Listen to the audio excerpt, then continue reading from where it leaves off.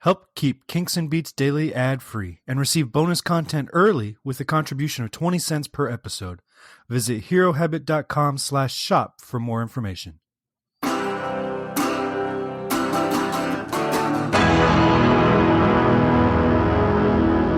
to Kinks and Beats Daily. I'm your host, Tony Fry. Thank you for joining me, as always. Today is episode number 98. We are inching ever closer to our 100th episode. A feat that takes some podcasts years to do, we've done in a matter of months. Thank you for everybody who's listened since the beginning. Welcome to anybody who's joined recently. I hope you go back and listen to all of our previous episodes and get caught up on the music. I mean, the best music ever written, Kinks and Beatles music. And I wish that I could go back and record some of those earlier episodes. Because now that we've kind of found a groove and a format that seems to be working and everybody enjoys, I'd like to go back and maybe those first 20 episodes or so really re-record them. But I'm not gonna. Because that would just mean you'd have to go listen to them again. And how many times can I expect you to listen to my hot takes on Cry Baby Cry? All right, today we're talking about Say, Say, Say, which was a Paul McCartney, Michael Jackson collaboration released October 3rd, 1983, backed with Ode to a Koala Bear, and then released a couple weeks later on October 17th, 1983 on McCartney's album Pipes of Peace. The song was actually produced during the Tug of War sessions. Most of, if not all of Pipes of Peace was. And they released, they did a collaboration called The Girl Is Mine, which was released on Thriller, and they recorded that second, but it was actually released before Say, Say, Say was. So the order in which you heard them in the early 80s was not the order that they were recorded. This was actually first in 1981 for the Tug of War album. It was a huge hit. Hit number 1 in the US, number 2 in the UK, top 10 all around the world, top 5 all around the world, really. And to this day, or as of 2018, ranks as number 44 on Billboard's all-time chart.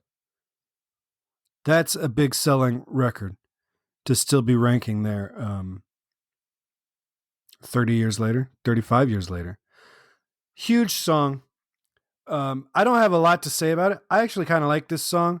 I think it finds Paul and Michael in a good voice.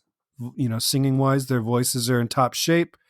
The production is a little bit peak 1980s, but it's pretty tastefully done. It's produced by George Martin. He knows what he's doing.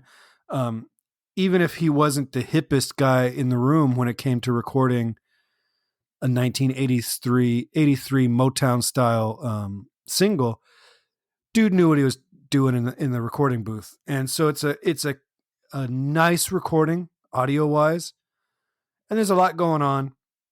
And it's a rare instance where Paul is not playing bass on one of his own tracks. That honor goes to Nathan Watts, who is a crazy prolific bass player. He has played on hundreds of recordings over the years. He's played on most of Stevie Wonder recordings since Songs in the Key of Life, and has been his music director for the touring band and stuff. So this guy is an incredible bass player in his own right, and he got to play on one of the biggest singles of all time with Paul McCartney and Michael Jackson, who are arguably two of the most famous musicians of the 20th century. And actually, you can't really argue that. That's it. I mean, I don't want to make this a 5-minute podcast, but I mean, it is what it is. It's a song. We've all heard it. We've all seen the video. The video met with some criticism because of some perceived racial slights and stuff. I haven't watched the video in a long time. I remember them being dressed up like clowns, but I guess it's seen as a nod to blackface and the minstrel shows and all that, which would be inappropriate. And considering Michael Jackson is African American, I could see how that would upset people that he would be doing it, and then I can see how it would upset people that this British white guy would be doing it. So if that is, like I said, I haven't watched the video in ages, but actually, now that I'm thinking about it, I do remember a scene with them playing the banjos and kind of hamming it up. So maybe it was more of a nod to the minstrel shows than I thought at first. But it was a popular video. It got a lot of airplay on MTV. It cost $500,000 to produce, and taking the controversy away from it for a moment, it was a huge video in 1983, and probably the biggest video that Paul McCartney ever did. So there's that. But in the light of modern thinking and all the rest, maybe it is a little inappropriate. But we weren't thinking like that in 1983, which is obviously not the best. I'm getting political here. That's ridiculous. It's a stupid pop song. And that's what we're here to talk about, stupid pop songs. If I'm going to rank Paul's early 80s collaborations, which would be Stevie Wonder and Michael Jackson now, I have to put this song light years above Ebony and Ivory, which is a tune that I can just barely stomach on the best days. This is a better constructed pop tune. It's not all pandery like Ebony and Ivory is. And it's just the better of the two. This is shaping up to be the worst podcast episode I've recorded, and I apologize. I just have nothing to say about this. I told you I picked the songs at random. This is exactly why.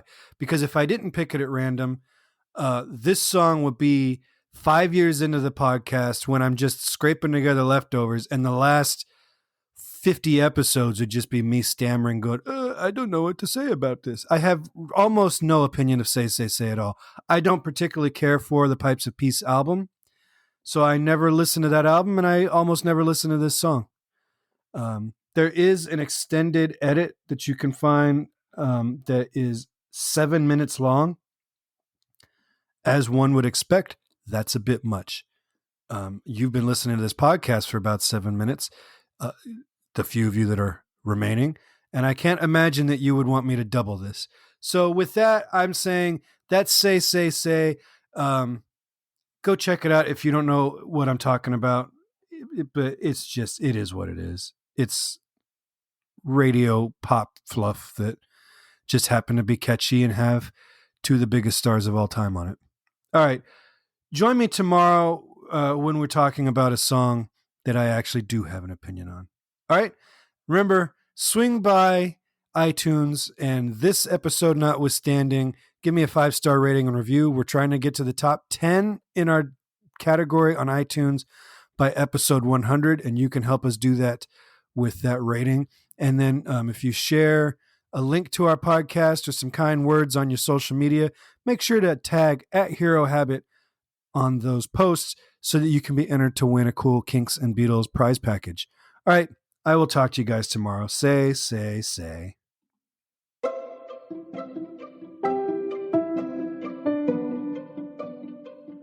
This podcast is presented by the Hero Habit Podcast Network.